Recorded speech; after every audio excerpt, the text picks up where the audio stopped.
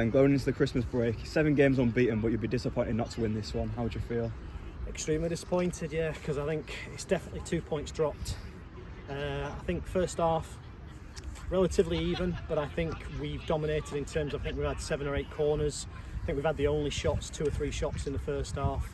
But we played some good football in patches, but I think in the second half it feels like we've almost completely dominated. But for a couple of long balls that threatened to nearly catch us out, I think that we've completed, and I think they've scored, you might correct me if I'm wrong, but I think they've scored from the only shot they've had in the entire 90 minutes, and it's from 30 yards out, so it's gutting. Yeah, do you think the 3G pitch we're playing on today, do you think that affected how you played today?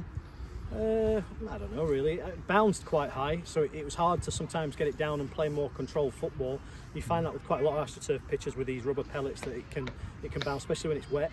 But I thought, like I said, the first half, the wind is also a factor, made it a little bit scrappy. But I thought the second half, I thought we played some good controlled football, we played good on the counter.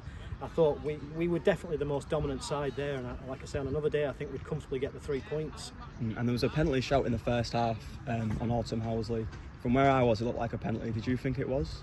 I don't know, it looked like she tripped on the ball, but my assistant gaffer said that she was kicked into tripping on the ball, so I'll have to see that one back.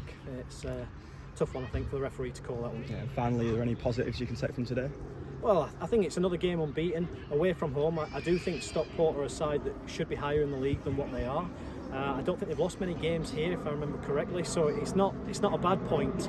I think other teams may have dropped points as well, so it might not be a terrible point at all. But we played well. We played well enough to win the game, and I think on another day we'd take the 3 points and we'd be having a very Merry Christmas, but it's not to be. All right, thank you. Cheers.